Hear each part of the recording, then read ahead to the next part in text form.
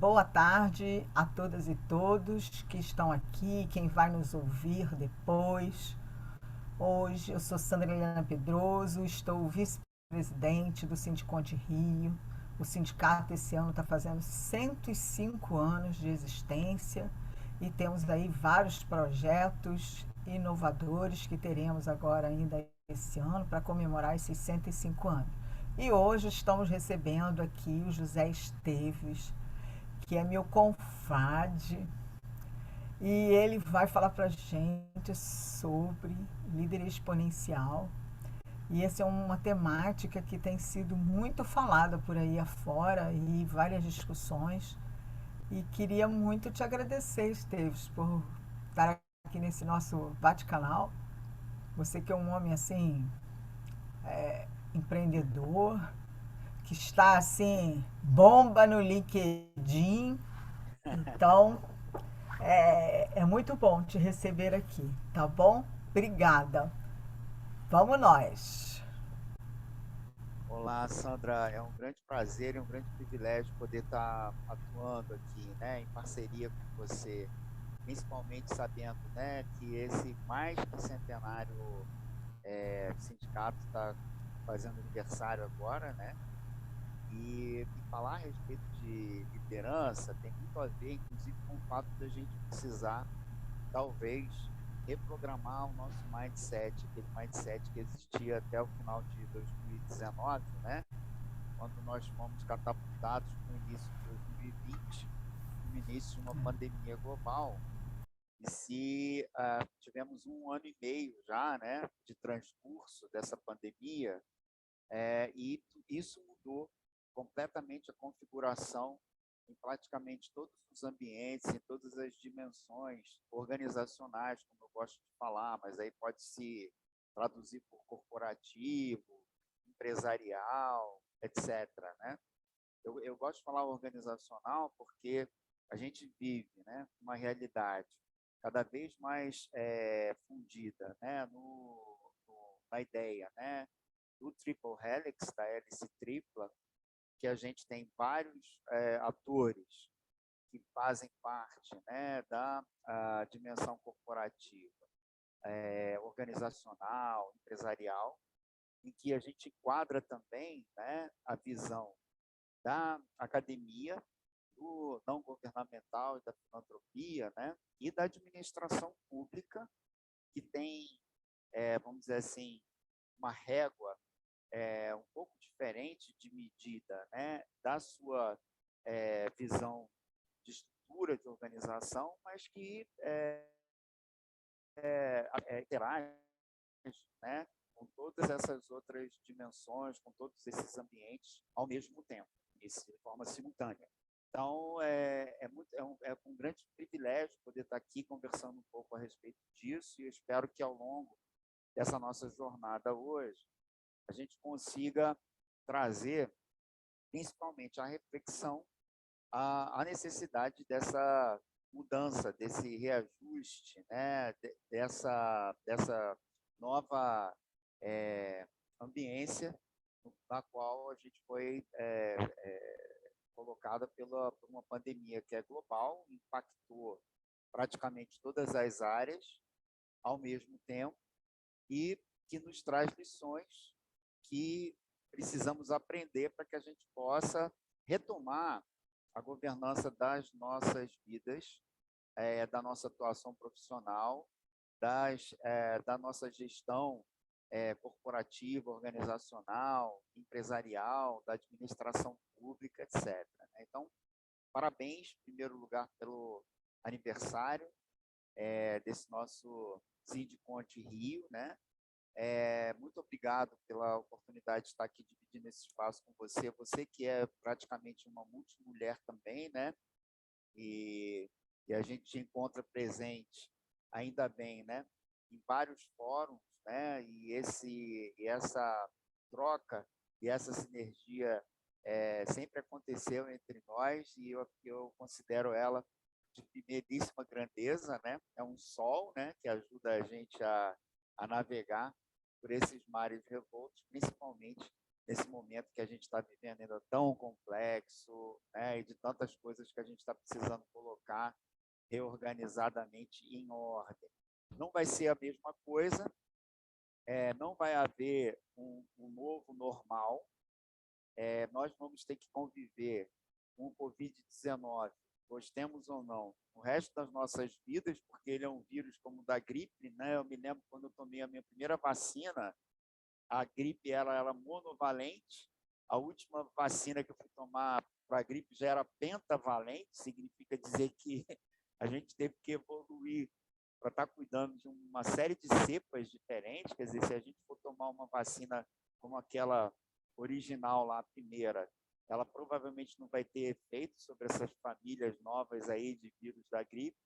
E a mesma coisa, acredito, né, pelo que a gente vê, pelo que a ciência está traduzindo, né, de uma maneira extremamente veloz. Eu sou muito agradecido à ciência por ela ter entendido a necessidade de se tornar veloz num momento como esse, e está trazendo, entre outras grandes realizações, né, a experiência da gente ter, por exemplo, uma vacina para uma verdadeira praga global, pronta em um ano, coisa que a gente não conseguia imaginar que em momentos anteriores ser possível, né? A gente conviveu com vacinas tendo que ser desenvolvidas durante 5, 10 anos até que elas pudessem se tornar passar do experimental para o prático, né? E vir para o nosso braço. Quero também aproveitar todas as pessoas que estão chegando, dar aqui um final de boa tarde, né? Um início de boa noite, praticamente, né? Relembrar sempre que vacina boa é aquela que está no braço da gente, então é muito importante que você não ligue para a marca, porque enquanto a gente processa essas escolhas sem sentido, né?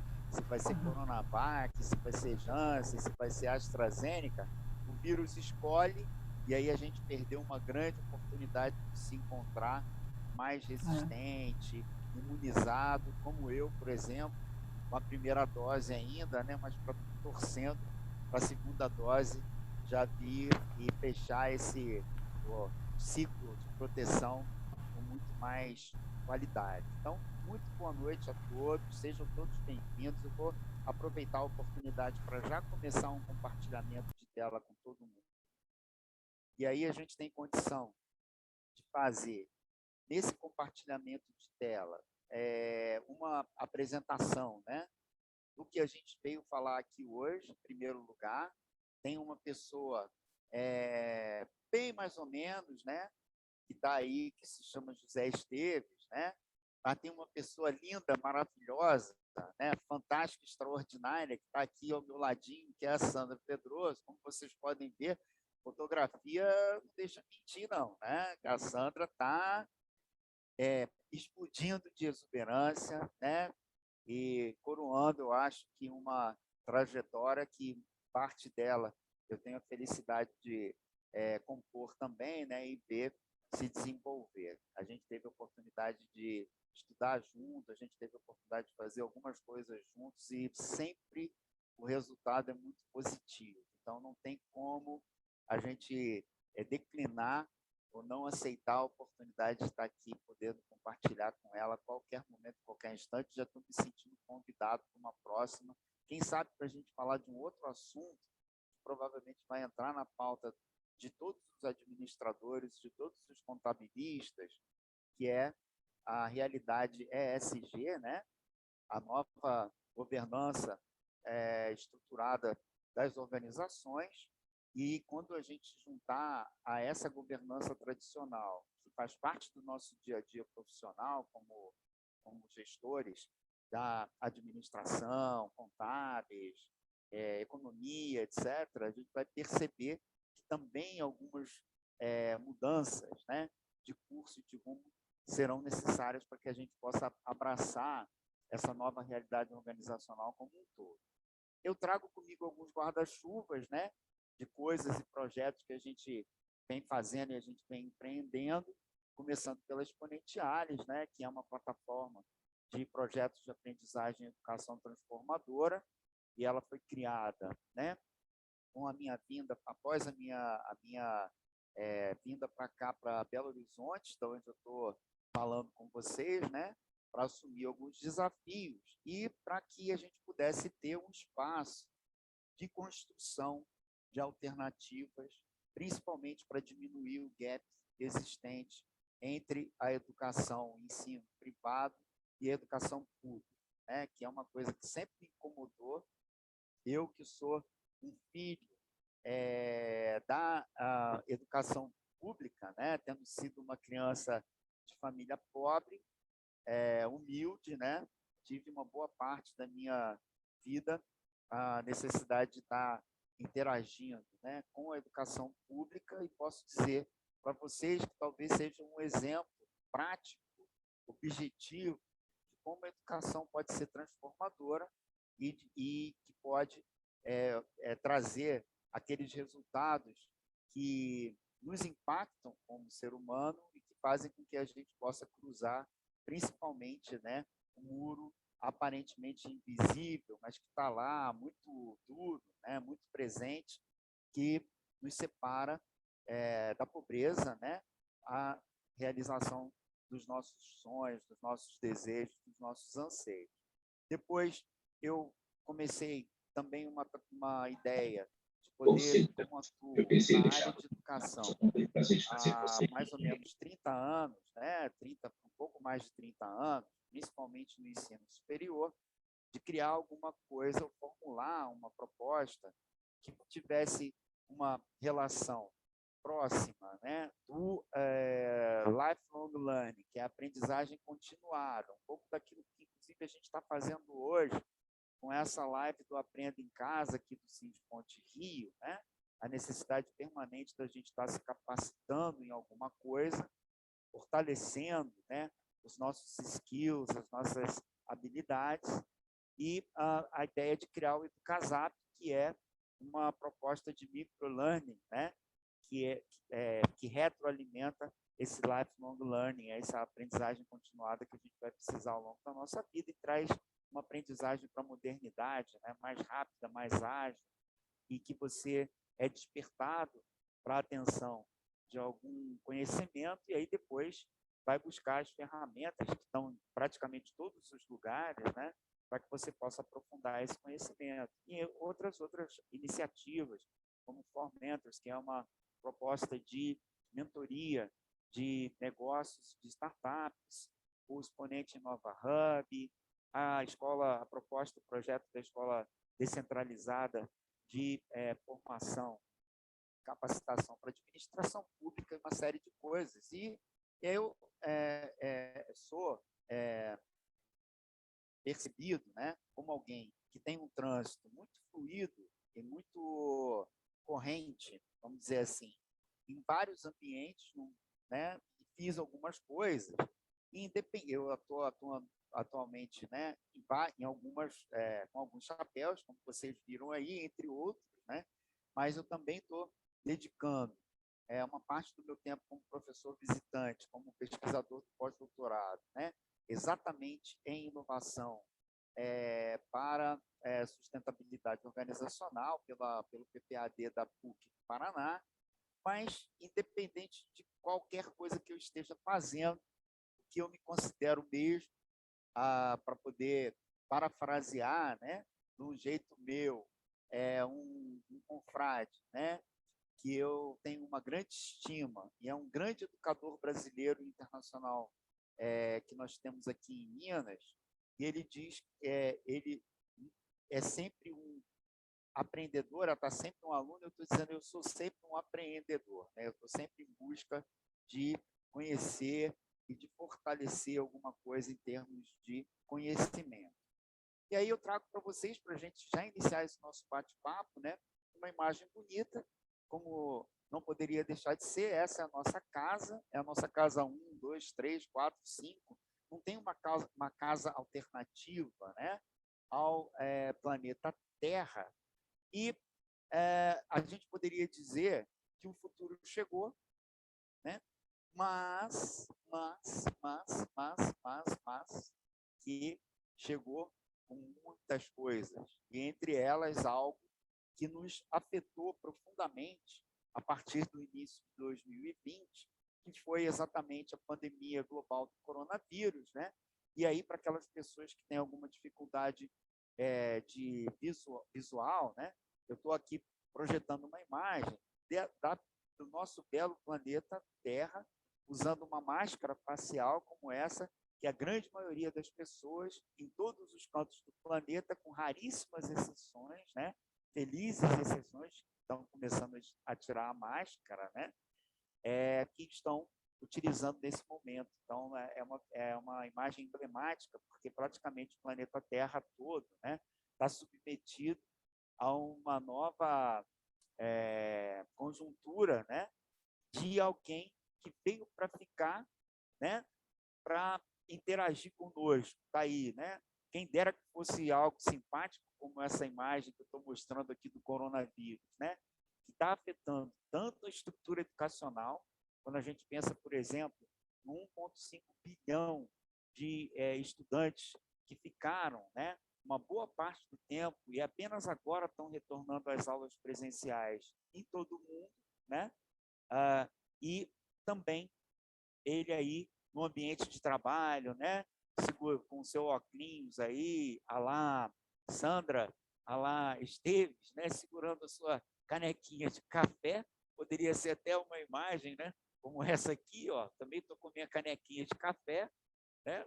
E veio para ficar.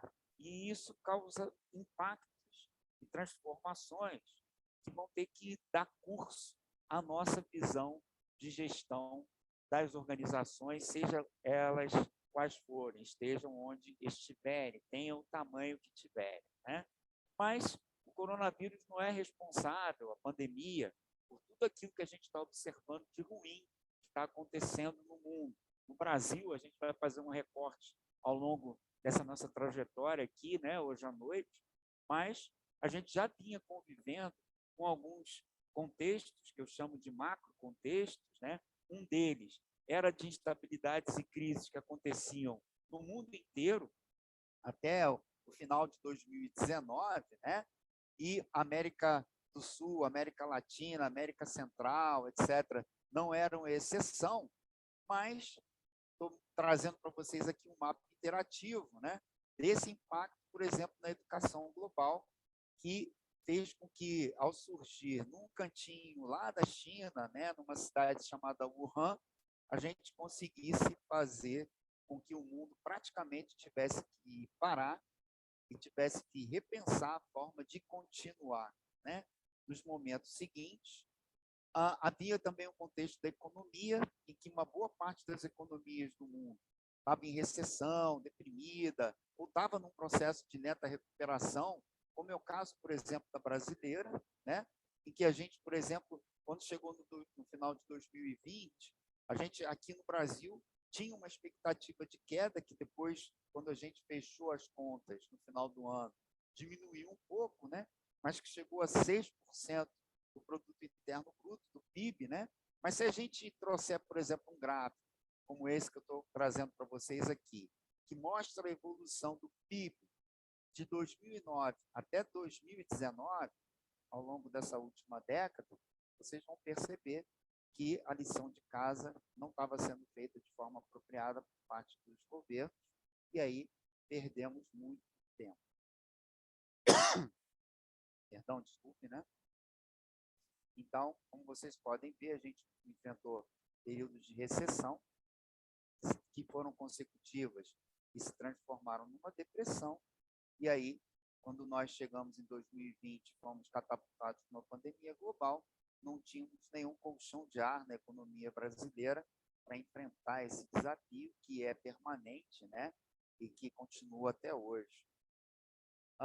Tínhamos também um contexto que eu gosto de acentuar, que é o contexto da empregabilidade, porque esse daí perpassa praticamente todas as gerações, né, que estão alocadas no mundo do trabalho, no novo mundo do trabalho, como a gente poderia dizer, com taxas de desemprego principalmente se localizando sobre a parcela mais jovem da população, aquela entre 16 e 24 anos, e a Organização Internacional do Trabalho, já em 2019, alertava para uma luz vermelha que se acendia de um terço, praticamente, né, dos jovens nessa faixa etária, que é aquela mais pujante, né, aquela faixa do primeiro trabalho, da primeira oportunidade profissional, né, do, do estágio, da formatura na faculdade, etc., estarem sem perspectivas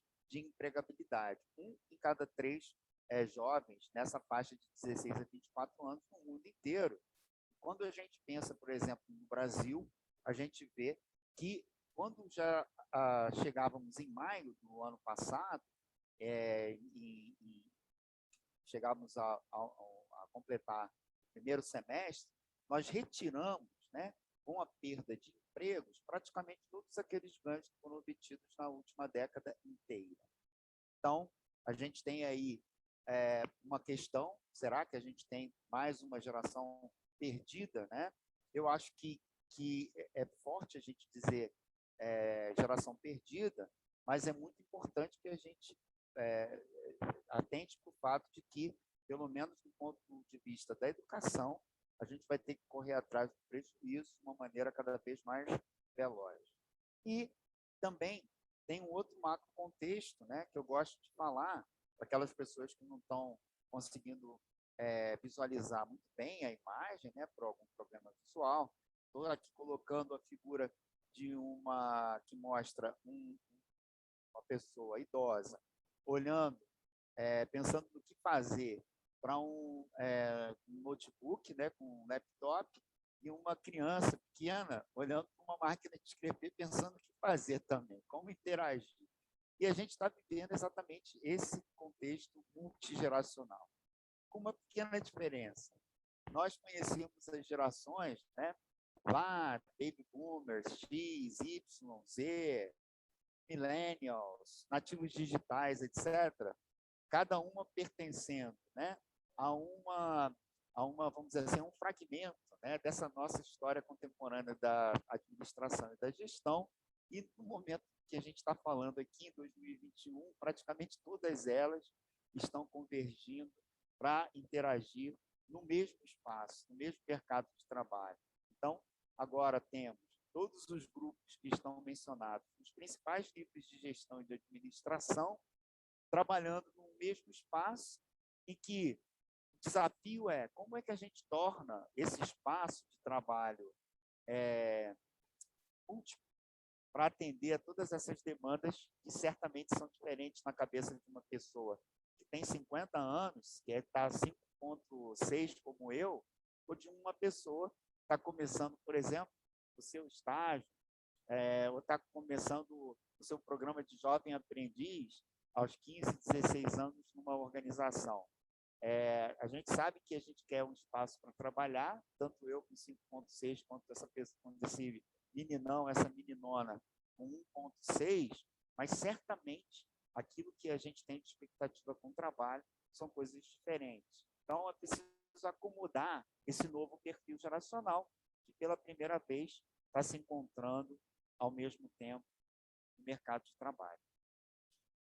Nada vai ser como antes. É como se a gente tivesse realmente que ficar pegando um desses frameworks, o trabalho que eu estou desenvolvendo, né, como eu falei para vocês, na PUC, lá no Paraná, a minha pesquisa de pós-doutorado, ela tem a ver exatamente com a criação e com, vamos dizer assim, a instrumentalização, né, de um novo modelo para interagir de forma inovadora com a sustentabilidade organizacional. Então, a gente fala em sustentabilidade, a gente pensa em vários frameworks que estão por aí, um deles é o da reciclagem. E aí eu trago uma imagem que é muito comum, né, na nossa vida, infelizmente não é tão comum quanto a gente gostaria, porque praticamente hoje a gente sai nas ruas de uma cidade, do nosso bairro, né?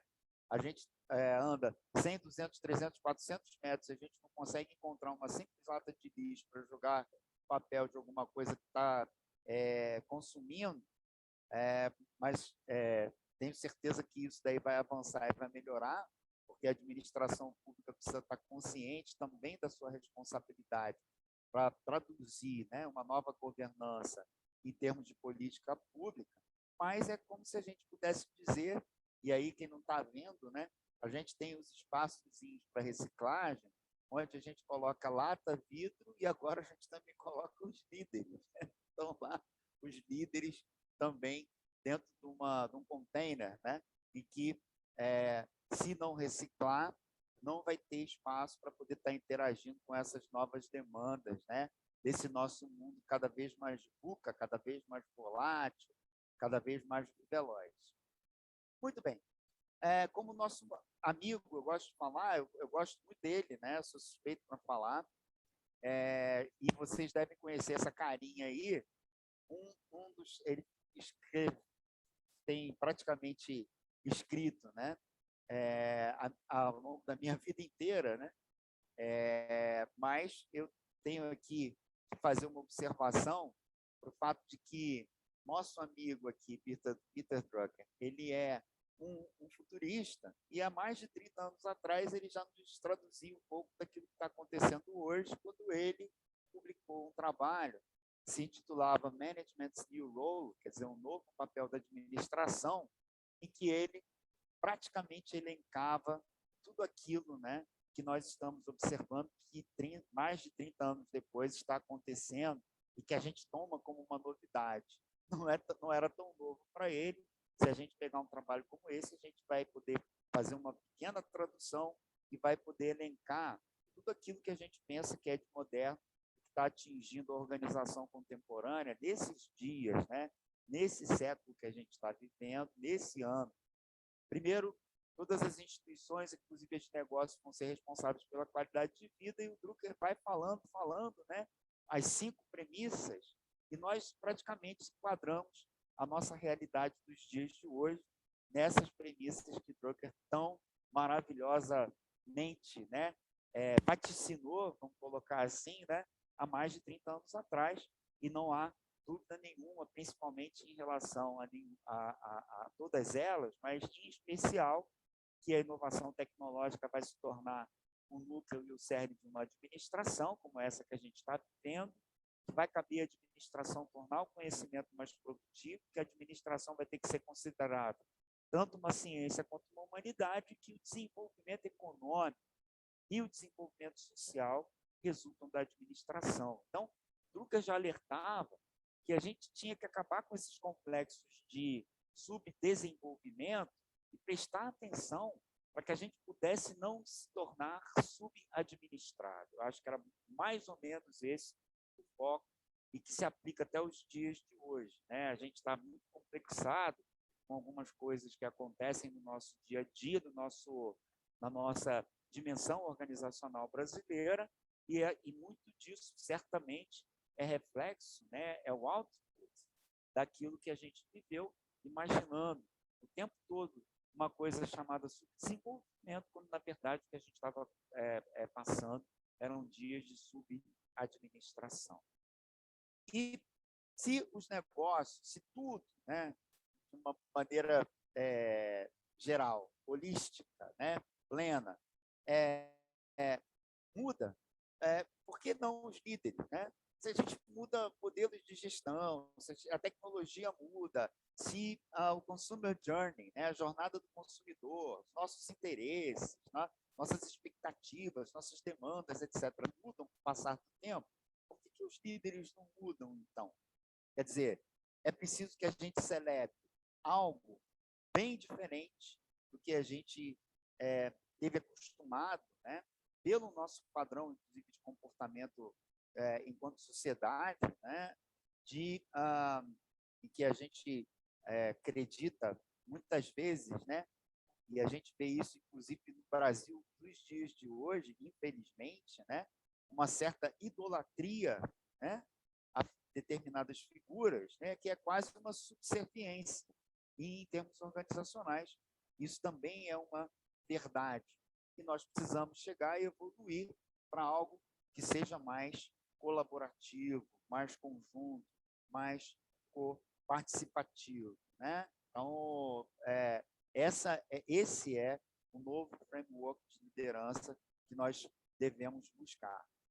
Quando a gente pensa, por exemplo, a gente vai alinhando, né, todas as teorias contemporâneas de administração, começando lá no início dos 900 e passando de 90 para os anos 2000, a gente vai relacionando uma série delas, né?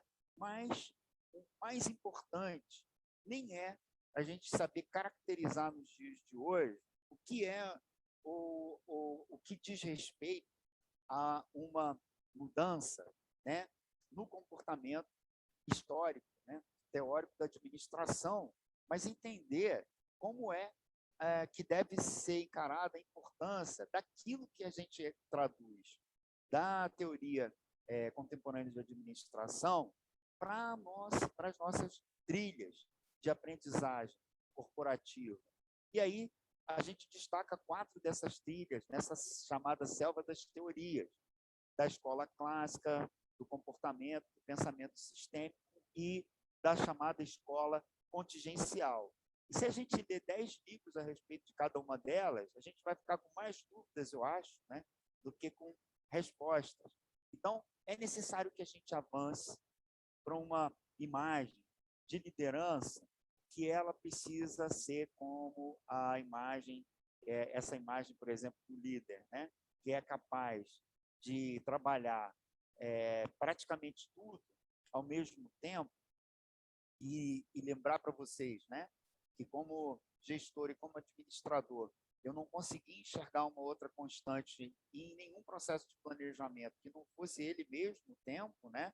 Praticamente todas as outras coisas que a gente tem para planejar são variáveis, mas a gente sabe que o dia tem 24 horas e pouca coisa que a gente possa fazer, ou tudo que a gente possa empreender nesse sentido, não vai mudar essa relação. Por isso, administrar o tempo e mais, administrar a velocidade com que as mudanças e as transformações acontecem é fundamental nesse momento em que a gente está cunhando, né, essa liderança, essa chamada liderança exponencial.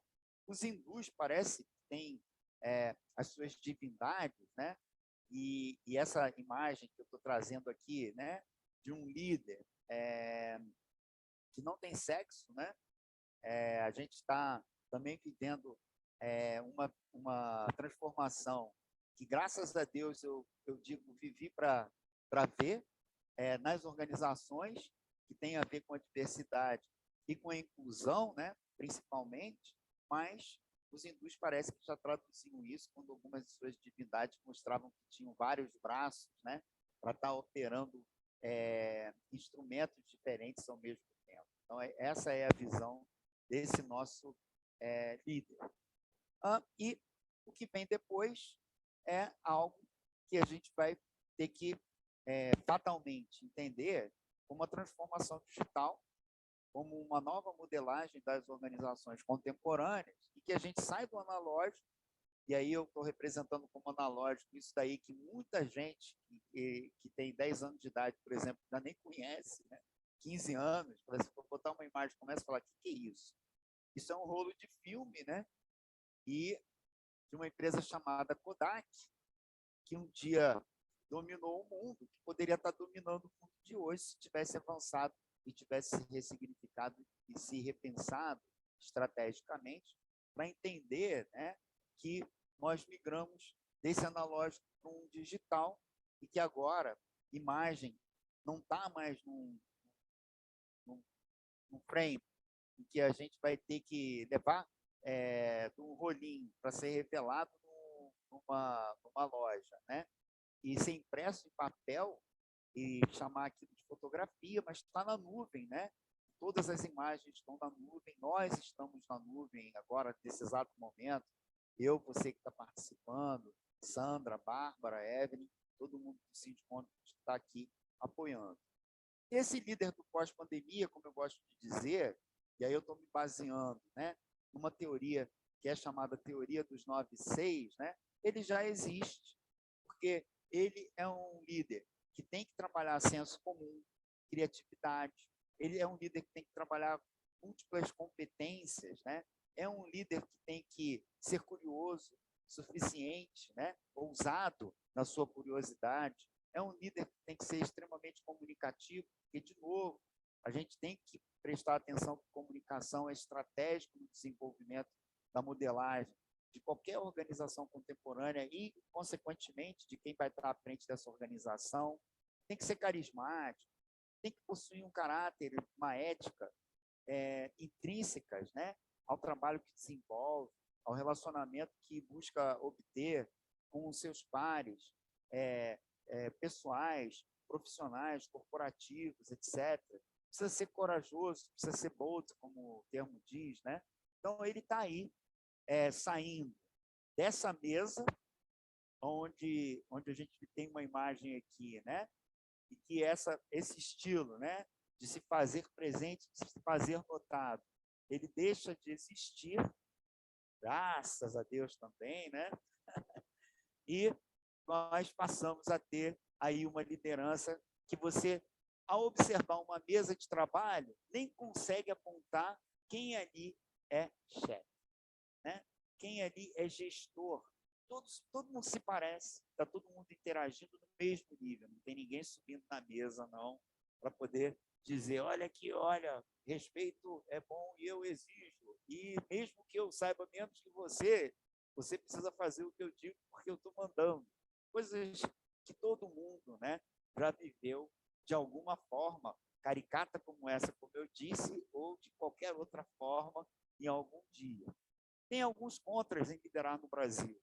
E a gente vê uma imagem aqui, né, que ela fala por si só, e está todo mundo olhando a bandeira e o símbolo da pátria à sua frente, por trás, fazendo negociatas e maracutaias, né? Isso soa tão atual, mas vamos falar sobre isso não, né? Vamos avançar no sentido propositivo, que essa questão do contra, de liderar, de ter que estar lidando com a corrupção, de ter que estar lidando com a falta de ética, etc., não resiste a algumas checagens que hoje estão na palma da sua mão.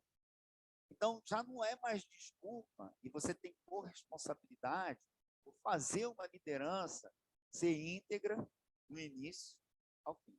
Né? Por que eu digo ao fim? Porque em um determinado momento, você pode deixar a organização, seja ela qual for, mas ela tem que permanecer viva e forte para que ela possa estar acolhendo, né, uma outra geração e, de certa forma, com o seu aprendizado acelerado, né, com a sua visão de mundo contemporânea, pujante, vibrante, né?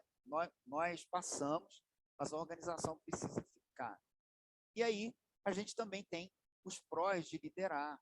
Por exemplo, a gente tem empresas brasileiras que se tornaram globais, e elas não apenas se tornaram globais, elas estão puxando praticamente como locomotivas, como é o caso, por exemplo, da Natura, né, que foi a primeira empresa global certificada no Sistema B, que é uma nova visão de governança, né? Quer dizer, a Natura é uma empresa genuinamente nossa, né? E aí as pessoas dizem, mas a Natura, pelas características daquilo que ela produz e pela proximidade que ela tem com aquilo que ela fabrica, etc., ela criou uma cultura de valor que é diferente de outras organizações. Mas aí você pode colocar a Movida, por exemplo, que é uma empresa que está ligada à locação de automóveis. Você pode colocar um grupo Gerdau, que é indústria pesada. Você pode colocar um Magazine Luiza, por exemplo, né, que está se destacando cada vez mais, e a turma do Rio de Janeiro está esperando aí, de braços abertos, a oportunidade da abertura de novas vagas de trabalho, porque o plano estratégico do Magazine Luiza é abrir, até o final desse ano, pelo menos 50 lojas, né, no estado do Rio de Janeiro. Então, ninguém está fazendo como eles na crise, está fazendo é porque arranjou um equilíbrio no modelo de governança de lucro, né, que é saudável para todo mundo, com inclusão e com diversidade, que também tem sido um destaque da Luiza nesse sentido. E a gente está abraçando, né, uma visão ESG, aí tem os Objetivos do Desenvolvimento Sustentável, os ODS ou SDGs, né, Sustainable Development Goals, em que a gente tem uma migração cada vez maior, né, e o Brasil tem se destacado de startups, de empresas, de negócios que estão se criando dentro dessa proposta de inovação com sustentabilidade e que estão despertando atenção e desejo de pares, de outros, né, empreendedores, e aí esse é um momento, né, de grande pujança propositiva do nosso ecossistema de inovação e empreendedorismo no Brasil.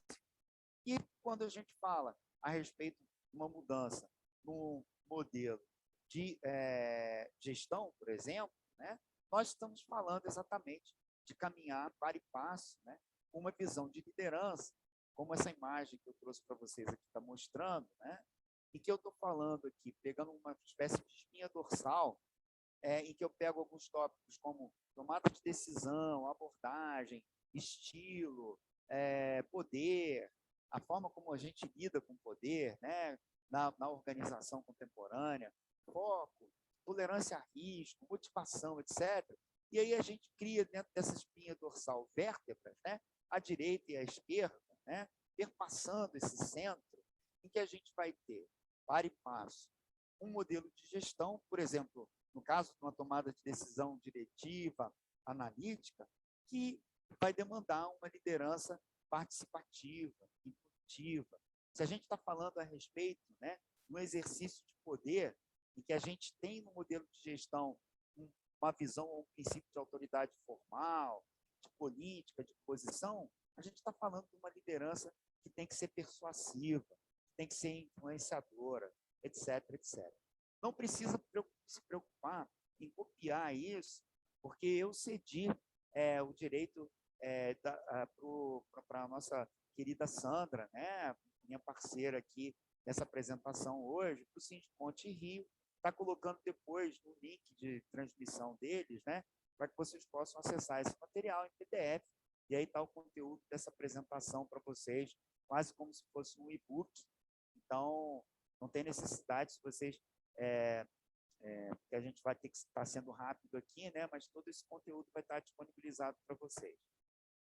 E primeira coisa que a gente talvez precise, né, para poder estar caminhando para a definição desse líder exponencial. O que ele precisa? Precisa pensar estrategicamente. E precisa pensar estrategicamente como uma empresa, porque a gente tem uma certa dificuldade nisso. Parte porque a gente não foi educado para pensar de forma coletiva e conjunta. O maior exemplo disso, por exemplo, eu sou professor, né, educador a vida inteira, mais de 30 anos. Nós privilegiamos erradamente, desgraçadamente, eu diria, né, modelos de avaliação que são individuais. E aí depois, quando a pessoa chega na organização, no trabalho lá, no emprego, ela é obrigada a ter que trabalhar em grupo. Mas espera aí, como trabalhar em grupo? Nunca me ensinaram isso, não ensinaram isso nem na escola. Mal e porcamente se aprende na escola, porque a gente tem muito menos trabalhos em grupo daqueles que seriam necessários para que a gente pudesse realmente construir o conhecimento usando uma matriz coletiva, né? Então, como a gente precisa, né, como o Drucker também falou, ele tem um trabalho que se chama Sociedade Pós-Capitalista, né, em que ele fala exatamente isso. Na gestão do conhecimento, o nosso papel é transformar, como gestores do conhecimento, conhecimento propriamente dito, em conhecimentos que sejam úteis e aplicáveis à sociedade. E aí dentro da sociedade cabe, né, a organização. Então, a gente precisa pensar estrategicamente como uma empresa, né? A gente precisa fazer com que o nosso mindset ele seja elástico, né? Que ele seja holístico, que ele não seja hermético, né? Que a gente precisa banir o eu sei tudo, né? Eu tenho resposta para tudo. Quem tinha resposta para tudo na Grécia Antiga ou na Roma ou nas civilizações do passado eram chamados de oráculo. E o oráculo está por fora, né? Eu vou dar um exemplo prático disso. O Google. O Google está por dentro ou está por fora? Eu não sei, mas eu sei, por exemplo, que muita gente está dizendo, no âmbito dos congressos internacionais de educação que eu participo, que o Google é o mais novo professor. E aí é o seguinte, olha, o trabalho do professor vai acabar porque qualquer coisa que você queira saber ou queira aprender, basta dar um Google lá que você vai ser catapultado para a realidade. Assim, então, pois é, então o professor vai ter que se desafiar para cada dia dar uma aula com uma provocação que não possa ser respondida imediatamente pelo Google, porque lá está uma inteligência artificial, né, gente? E a gente, com a nossa inteligência não artificial, humana, foi quem criou. E quem está aperfeiçoando somos nós. Então, se a gente traz isso para dentro do ambiente corporativo, uma visão de EduCorp, de educação corporativa, ou como eu gosto mais de falar do que usar o termo educação corporativa, como é tradicional, né? Aprendizagem corporativa, a gente vai ver que a gente precisa sintonizar, né? Uma FM que seja capaz, ao mesmo tempo, né? De pegar ondas curtas e o AM. Quer dizer, porque dentro de uma organização a gente vai ter públicos distintos, a gente vai ter níveis distintos, né, de cultura, por exemplo, né?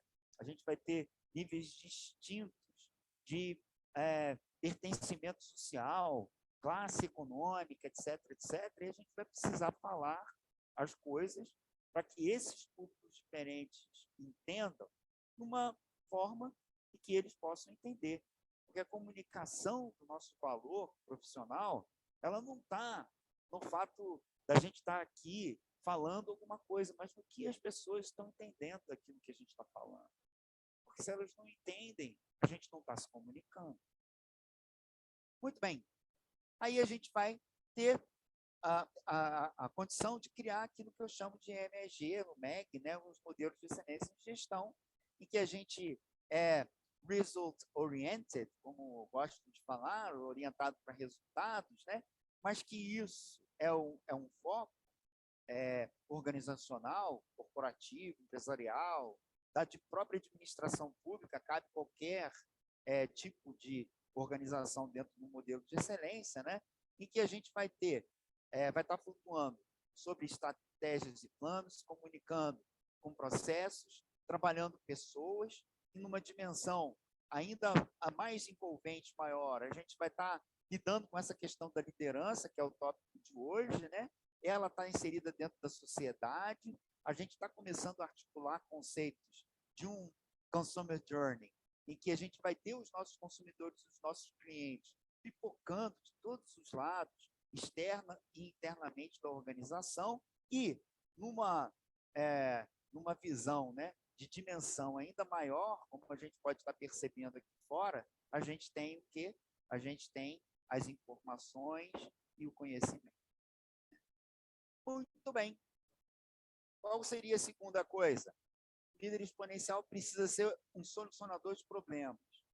E um dos grandes skills que está sendo apreciado no corporativo hoje em dia, né, na organização como um todo, é o fato de que você precisa saber não apenas resolver problemas, mas eles têm que ser um solucionador de problemas cada vez mais complexos, né?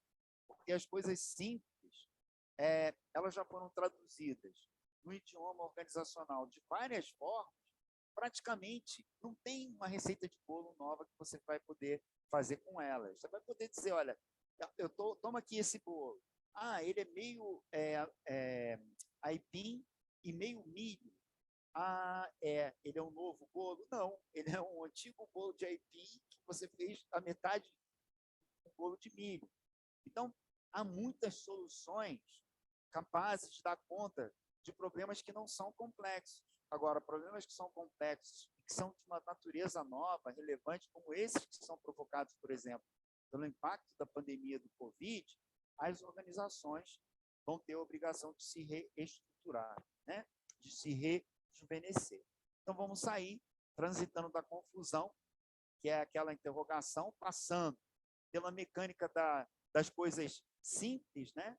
Porque a gente, às vezes, cria uma complexidade onde não existe. Eu costumo usar como bom carioca, né, das antigas, assim, tergiversar a espinha do bacalhau, né?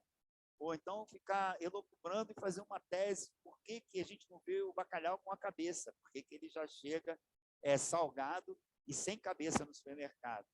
Olha, é legal, é uma experiência, é um mergulho, mas acontece que isso na prática não te ajuda a resolver nenhum problema organizacional e corporativo. O importante é que você seja o solucionador de problemas dessa modernidade que a gente está vivendo nos dias de hoje.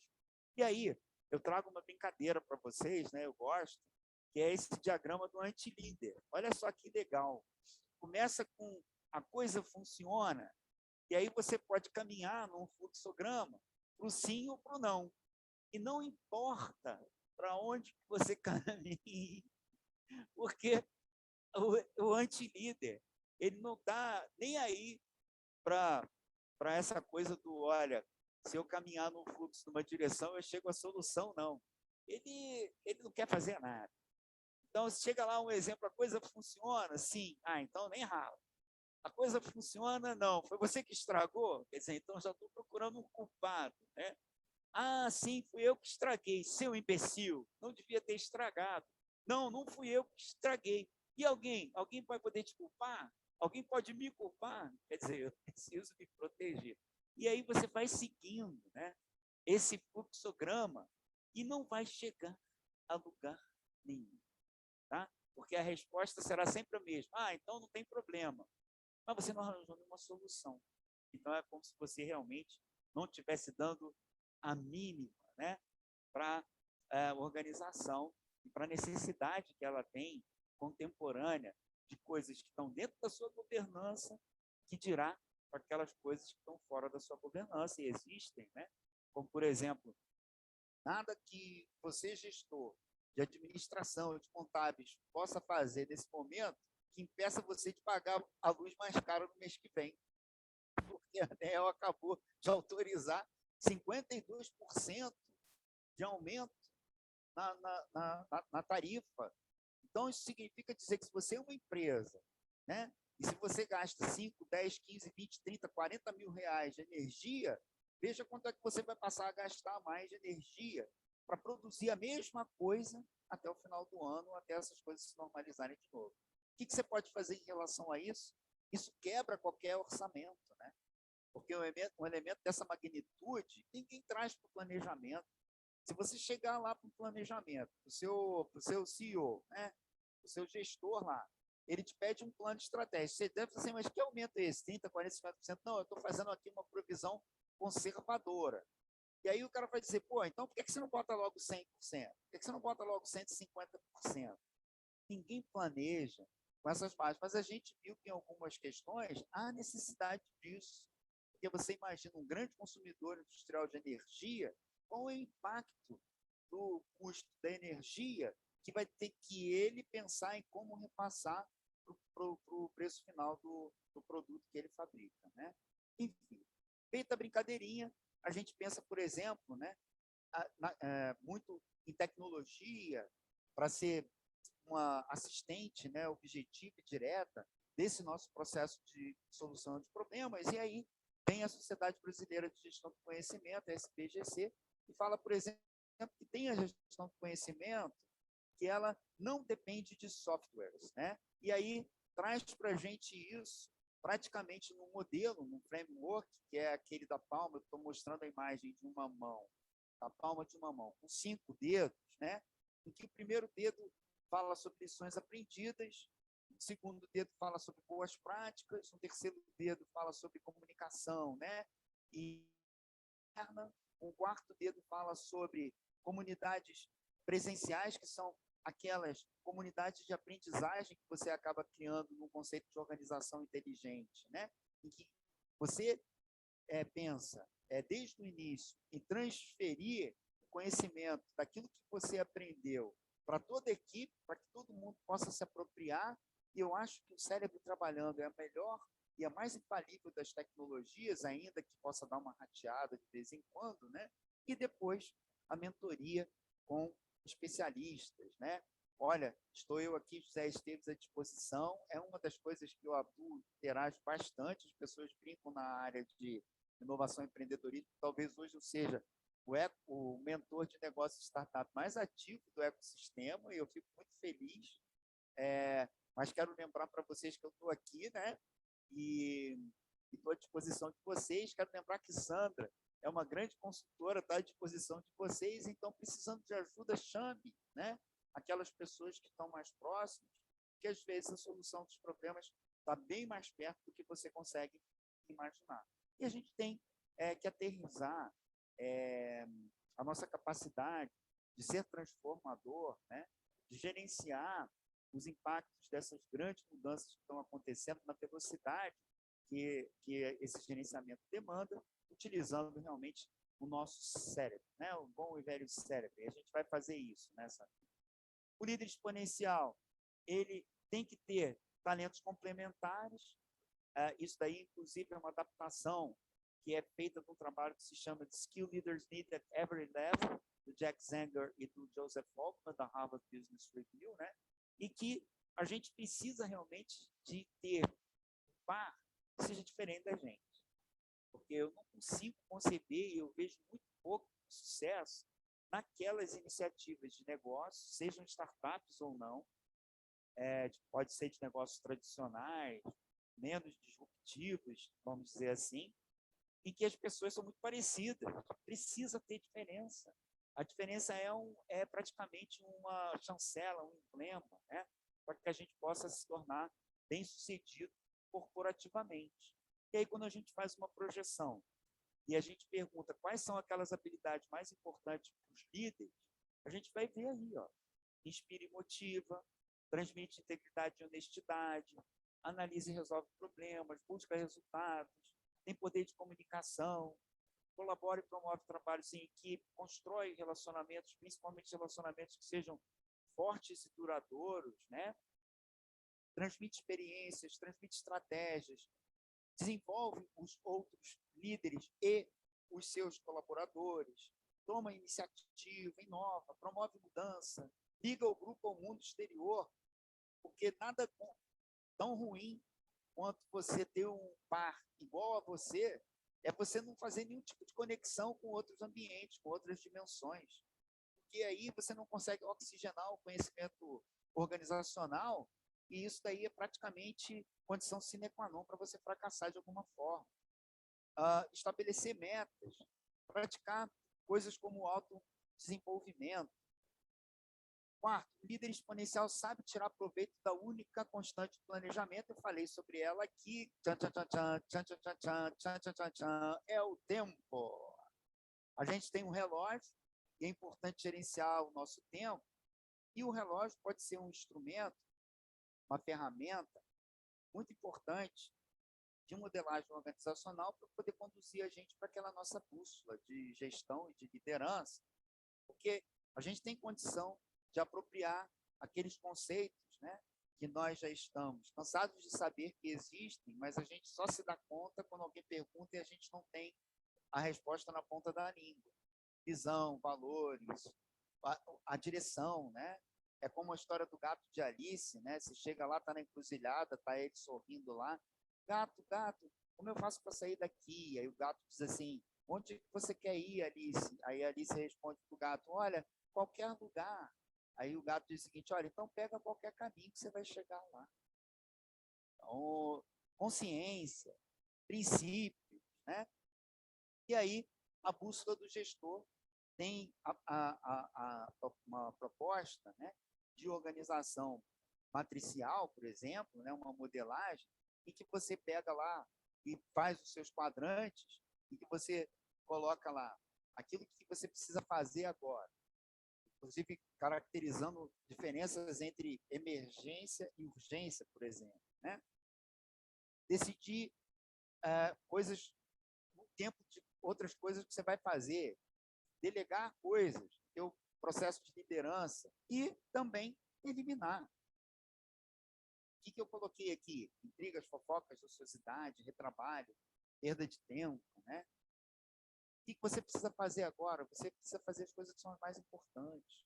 Você precisa se dedicar aos projetos que você tem prazo. Ontem mesmo eu recebi um pedido, né, para participar de alguma coisa que as pessoas disseram, você pode me ajudar com isso e tal. E quando alguém faz isso, na véspera do dia 30, eu estava acabando de apresentar uns detalhezinhos para mandar uma apresentação que é essa daqui para vocês. E aí, quando entra alguma coisa, eu falei, é para amanhã? Falou, não é para amanhã, não. É para quando? Dia 1º. Não, te dá retorno dia 1º. Isso era porque já estava no final da tarde de ontem. Então, as pessoas realmente, se isso tivesse chegado há uma semana atrás, quando provavelmente a pessoa, ou há 10 dias atrás, quando ela estava envolvida com a construção disso, e ela tivesse lembrado do Zé Esteves, já teria, né, dada devolutiva para ela. Agora eu preciso correr atrás para poder tentar ajudá-la a fazer alguma coisa, uma proposta que precisa ser apresentada até amanhã. Enfim, muitas coisas, e aí você vai, isso não é uma receita de bolo, porque vai depender de você e da forma como você se vê dentro da sua organização, dentro do seu estilo de liderança, etc. E aí tem uma outra brincadeirinha, né? Uma outra matriz que eu chamo de LTBL, né? Que é ladrão do tempo bem longe, né? E que você vai pegar a sua semana, um exemplo, né? Uma ferramenta prática. Você vai pegar a sua semana, vai colocar lá se a sua semana, por exemplo, for até domingo, coloca até domingo e tal. Eu acho que você já tem mais de 5,0, já tem que começar a pensar em ganhar os finais de semana para você, porque certamente você tem outras coisas para fazer e só trabalhar não é saudável e não é desejável e não é necessário, porque se for até uma questão de grana, você vai descobrir que você tem talentos para viver com menos dinheiro e até mais qualidade de vida. Mas cada um é cada um, vamos lá. Segunda a sexta-feira, uma semana inglesa, você pega lá e lista quais são os ladrões, e aí você vai colocando ali uma espécie de marcação, né? Verde se você conseguiu superar, vermelho se você não conseguiu superar, e que você bota lá o tempo com reuniões não produtivas, o tempo que você fica gastando com as redes sociais, com e-mail, com WhatsApp, com fofoca, fazendo coisas na internet, etc. E você vai colocando lá no visual, né? O visual é muito importante, senão esse ditado não valeria nada, uma imagem fala por 1000 palavras, e que você bota lá a tua semana e você vai tentando ver se consegue fazer, semana a semana, que um quadro como esse esteja mais repleto de stickers verdes, né, do que de vermelho. E aí você está começando a colocar esse ladrão do tempo mais afastado de você, significa dizer que você está gerenciando melhor o seu tempo, e aí você está começando a trabalhar um dos únicos diferenciais competitivos do líder, que é exatamente isso. Bom, o líder exponencial abraça a diversidade. Acho que é dispensável falar. Ontem tivemos LGBTQAP+, diversidade, diversidade, diversidade, em todos os sentidos, né? E que a gente tem a diversidade com as flâmulas, várias flâmulas de raça, né? Da cor, do gênero, da forma como a pessoa se define, e elas estão cada vez mais modernas. A gente que não quer, já estão começando os processos na justiça para que não se declare no nascimento o sexo masculino ou feminino. Porque tem gente que diz o seguinte, eu sou não binário, né? Eu não me identifico nem com gênero masculino e nem com gênero feminino. Na época minha e da Sandra, a gente falava que essa pessoa era andrógena, né, Sandra? E a gente tem exemplos de ídolos, inclusive da música, do teatro, das artes que são andrógenos, né? E pessoas que desenvolveram trabalhos talentosíssimos, que estão registrados para a posteridade em todas as áreas andrógenas, que a gente fica imaginando, poxa, então um cara que diz eu não sou binário, o David Bowie. O David Bowie provavelmente ele era um não binário, né? Você vai pensando, né, em algumas pessoas e vai começando a se traduzir em relação a elas. E aí a gente vai começando, né, a fazer essas delimitações e organizar isso dentro do nosso escopo organizacional. E olha só que coisa interessante. Sou homem, prefiro chefe homem.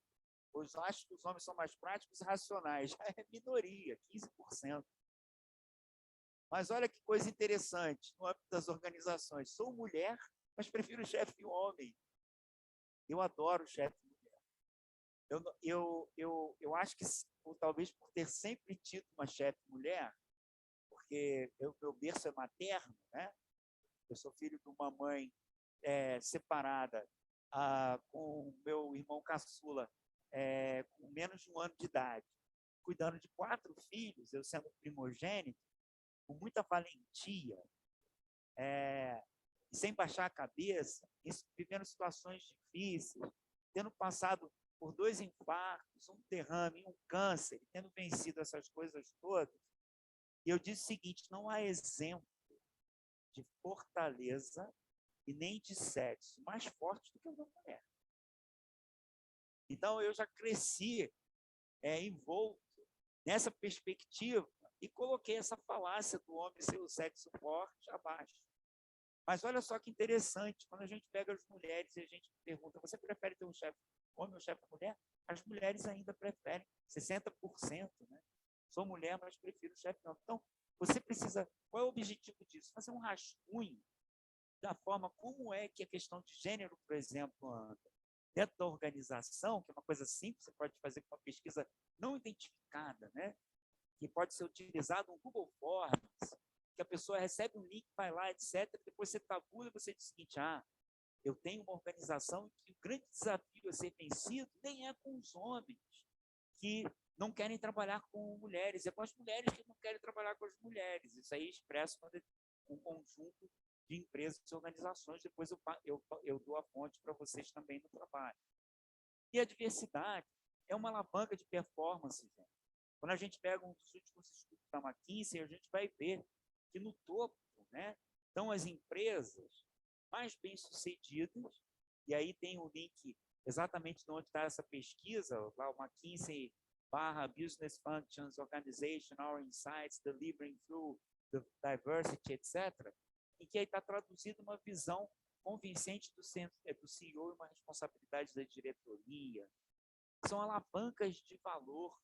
Então, todo mundo consegue reconhecer uma empresa que os colaboradores são mais motivados e dispostos a ir para além das responsabilidades quando se incentiva a diversidade.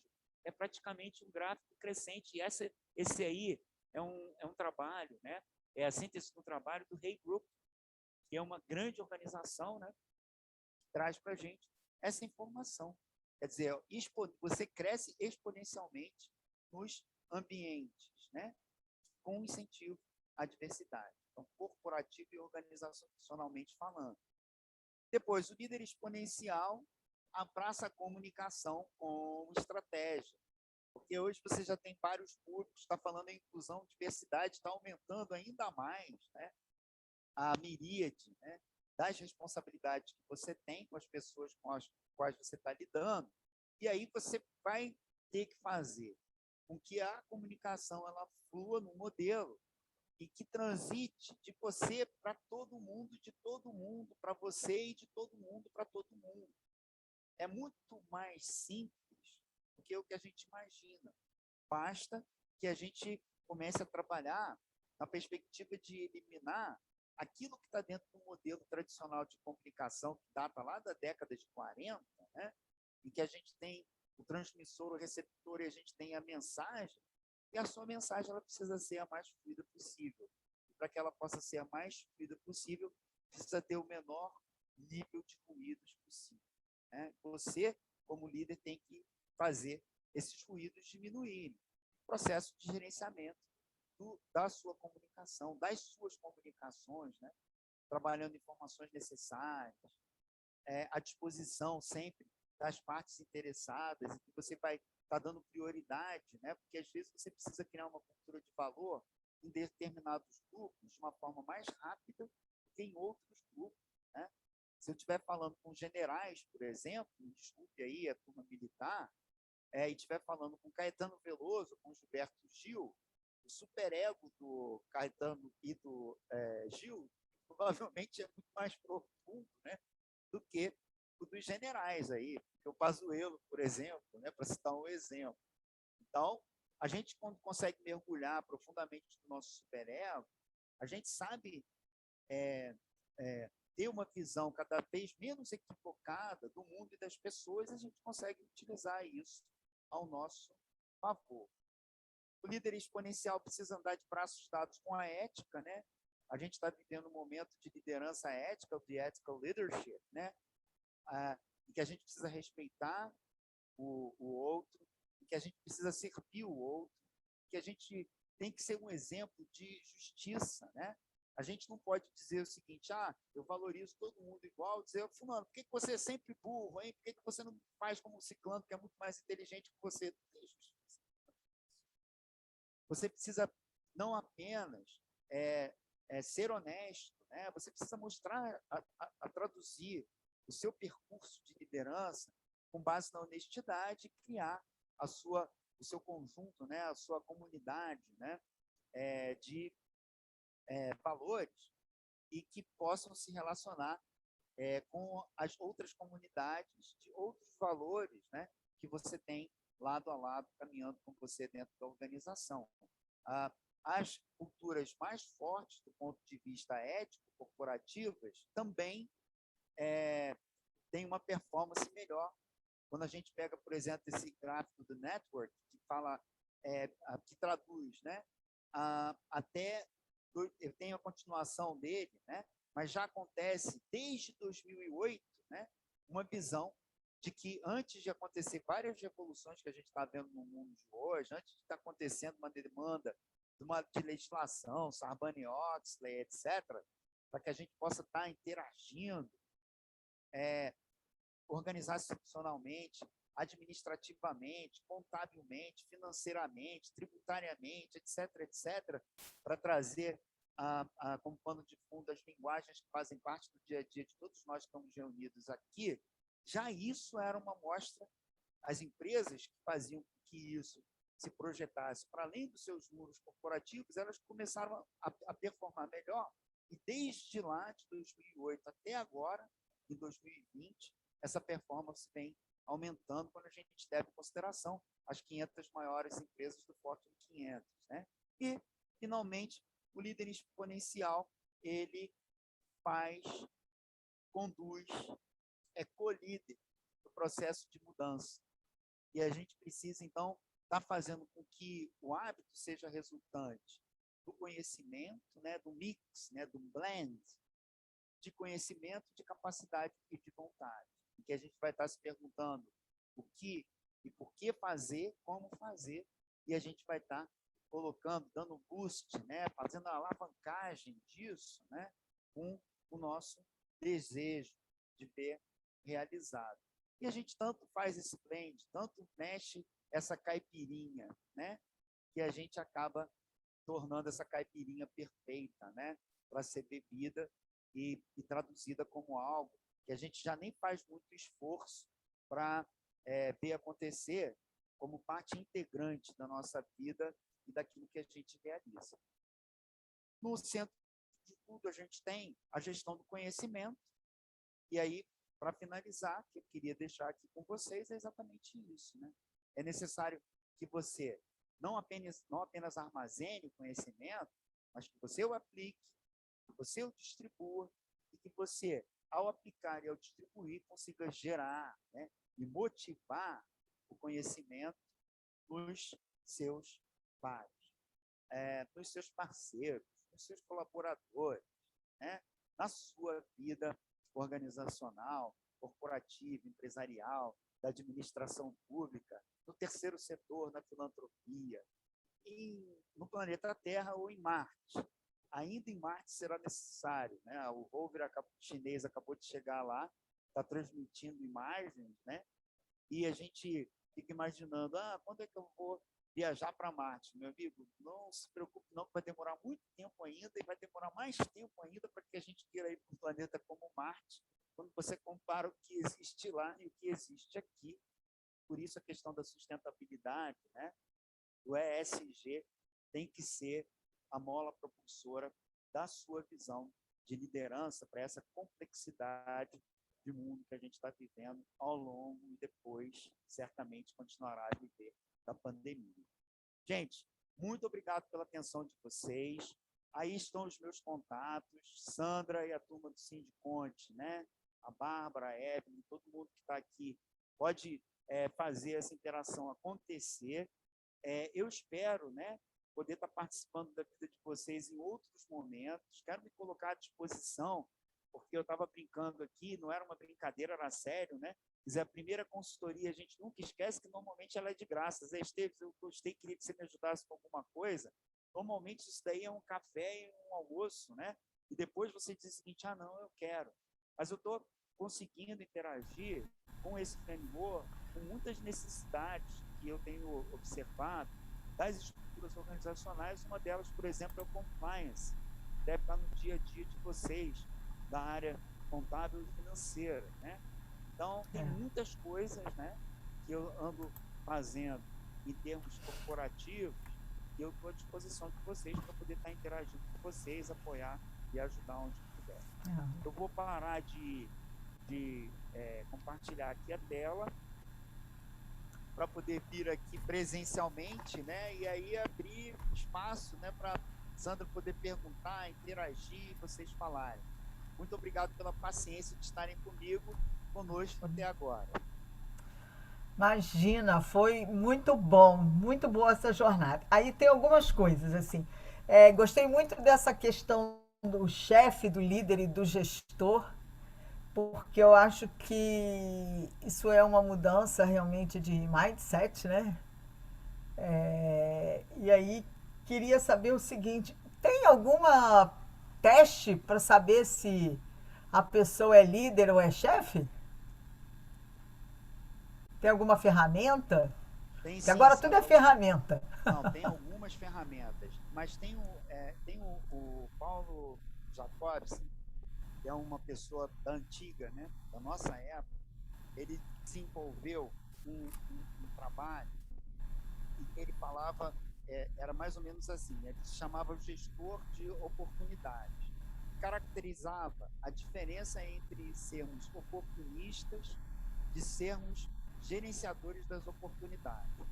Eu vou fazer questão de procurar isso, passar para você, porque eu tenho aqui, é uma coisa muito rapidinha, 10 questões, porque começava com o Paulo Jacobson dizendo, o inconformista quer mudar o mundo ao seu feitio, mas o progresso depende dele.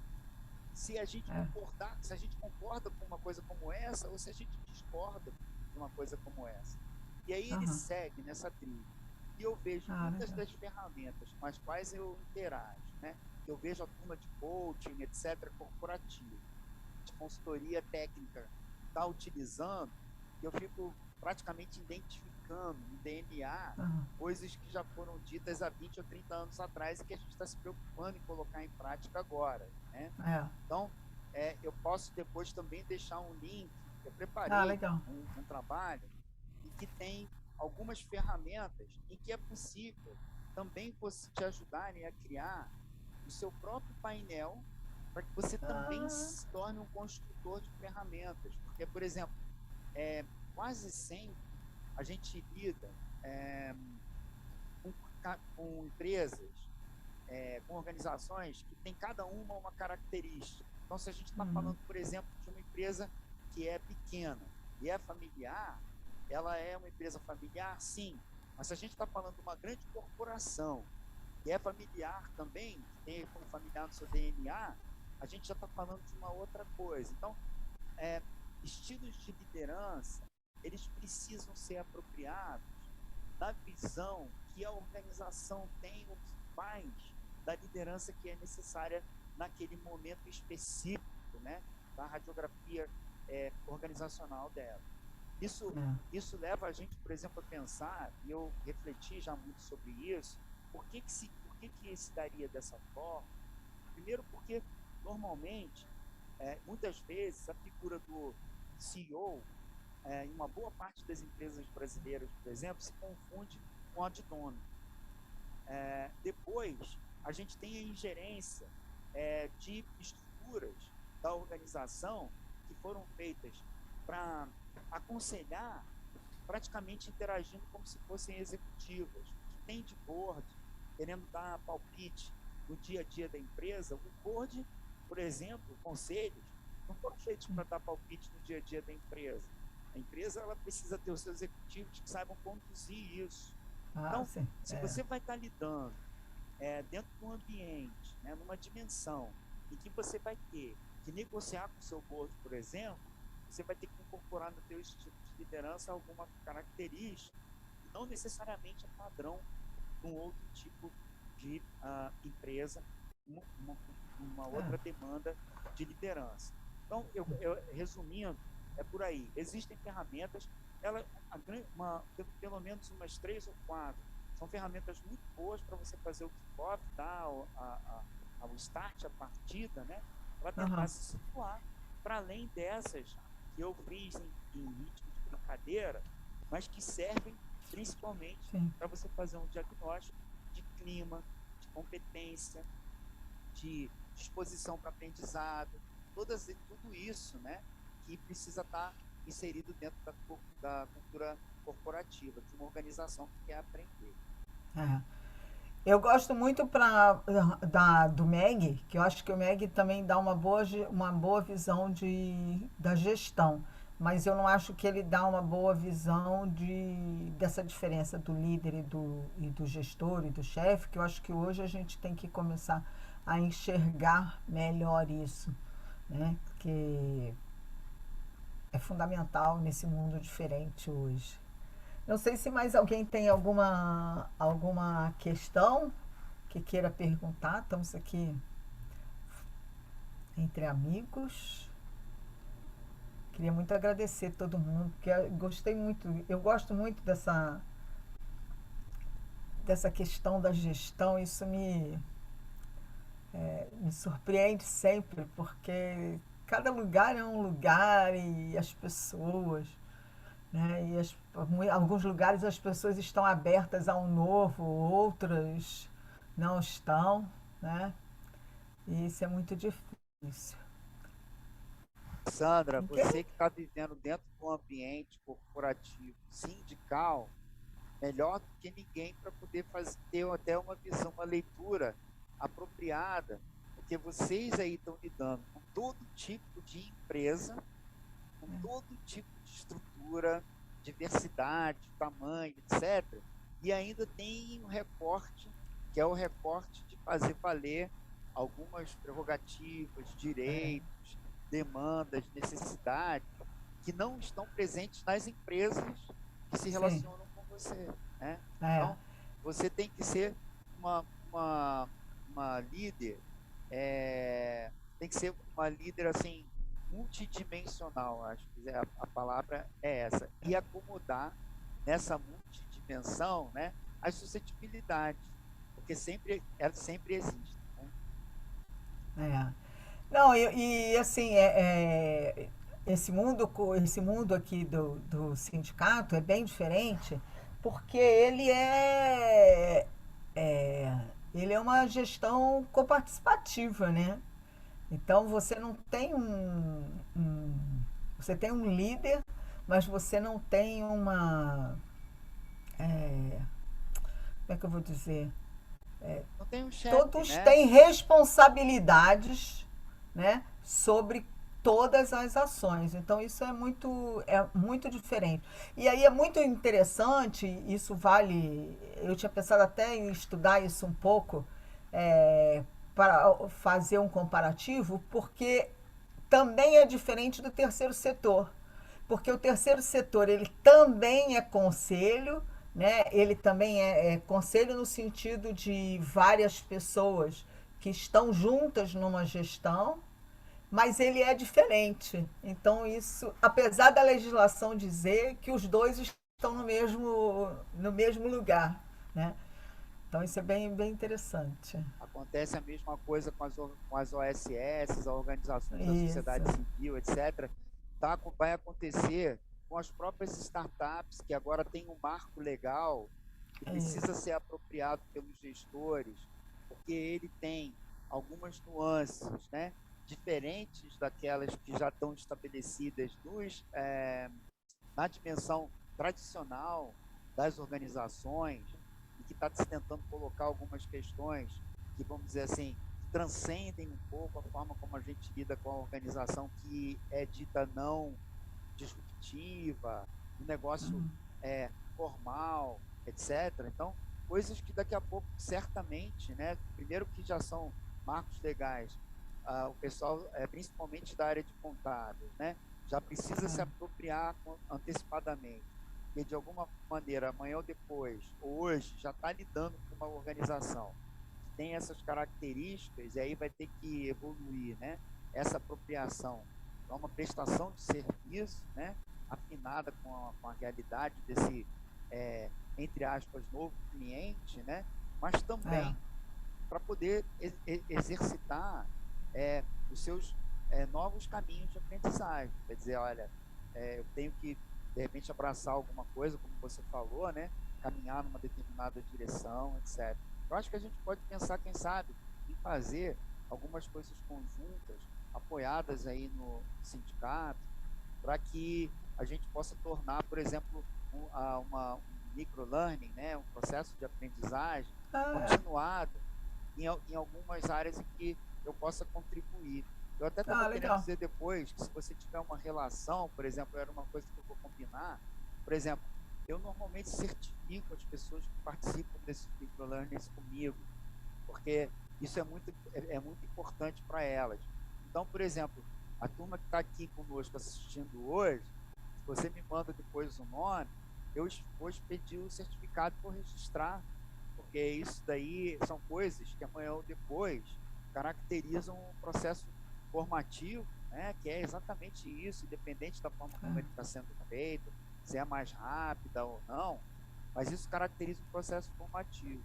Então, também queria colocar isso para todas as pessoas participantes, etc., nome bonitinho, contato, enfim, para que eu possa expedir, e aí eu vou interagir com a Bárbara, e a Bárbara vai chegar às mãos da turma aí, Ah, um certificado aí de participação nesse nosso microlearning aqui. Tá? é. Legal. Aí o seguinte, a gente está, por causa dessa coisa, dessas experiências, né, dessas trocas, esse mês de julho iniciamos um projeto especial, que é o Sindiconte Rio e a Sociedade, que a gente vamos fazer umas oficinas de cidadania para falar sobre controle social, mobilização, transparência, né? Cidadania fiscal, o PPA. Então estamos aí com o projeto, começa amanhã. A gente está aí na, na divulgação, né? Queria convidar todo mundo que está aqui para participar, que é uma forma da gente devolver também um pouquinho e instrumentalizar as pessoas, porque a gente fica só ouvindo as notícias. Democracia, controle social, mobilização. O que é isso? Né? Então, estamos trazendo alguns especialistas para conversar com a gente sobre isso. E aí, depois, se vocês puderem participar, a gente agradece. E no mês de julho também temos assim, tá, além desse projeto especial, ainda vamos fazer no dia 7, com o Alexandre Gonzalez, vamos falar sobre LGPD, porque cada vez mais temos que falar disso. No dia 14, o Bernardo Medina vai falar sobre a gestão do tempo e planejamento, porque, como você mesmo falou, Tema de quem hoje, é meu gestão do ladrão? tempo. Gestão do tempo, É, nosso bate-papo hoje aqui nesse trabalho de liderança. exatamente, porque quem é o ladrão que rouba meu tempo? Adorei isso. Também temos mudança aí do FGTS e do E-Social. Então, vamos bater um papo aqui com o auditor fiscal do trabalho, João Desterro, e depois teremos também no dia, uma coisa que tem me deixado assim muito intranquila, né? Que é a gestão empresarial dos MEIs. Então, no dia 20 vamos conversar com a Bia, com a Gisele Lima, que é sócia da Bicontábil. E uma coisa, né, que assim, nós profissionais liberais, como se aposentar? Então, convidamos no dia 22 um advogado e mestre em direito, Jesus Najib, para falar como vamos nos aposentar, né? E para fechar o mês de julho, vamos conversar sobre voluntariado, porque voluntariado sempre, né, com a professora Idelena Freitas, porque temos que discutir essa questão de a contabilidade desses voluntários, como fazer, os termos, né? Então, quem tem dúvidas sobre isso, anota aí, dia 28 às 17 horas. Gente, ela vai dar todos os passos a passo, como fazer, os termos, como fazer na contabilidade, porque vai ser bem, bem legal. Então, espero vocês. Gente, muito obrigado. Zé Esteves, foi ótimo. Vamos sim, é, fazer um trabalho junto aí. A gente pode pensar nisso a partir do mês de outubro, a gente já pode planejar agora para a gente começar a fazer isso a partir do mês de outubro. Porque esse projeto do Sindiconte Rio e a Sociedade vai até setembro, mas eu acho que a partir do mês de outubro seria bem legal a gente fazer isso. Tá bom? Obrigada. Obrigada a todos que estiveram aqui. Fausto, meu confrade, também está aqui com a gente. Grande Tiago, Fausto, um obrigado. grande abraço para você, um abraço e um carinho de coração também, porque o Fausto é o nosso Coraçãozinho. decano, né, gente? Não é? Total. Gente, obrigada. Zé Obrigado Esteves, a todos, suas. uma boa noite para vocês, fiquem bem. Sandra, mais uma vez, Bárbara, Evelyn, Wagner, Tiago, Amanda, todo mundo que está presente. Muito obrigado pela participação, Fausto. Um grande abraço para você. Até a próxima. Obrigado a todas e todas. Quem vai nos assistir depois também o nosso muito obrigada. Não esqueçam de ativar o sininho no nosso canal no YouTube para receber a divulgação das próximas palestras. E não esqueçam, nos sigam nas nossas redes sociais, tá? Estamos aí com algumas mudanças. O nosso site mudou, tem alguns conteúdos lá e temos notícias novas todos os dias, tá bom? Fiquem com Deus, fiquem seguros. Se sair, não esqueçam, usem máscara.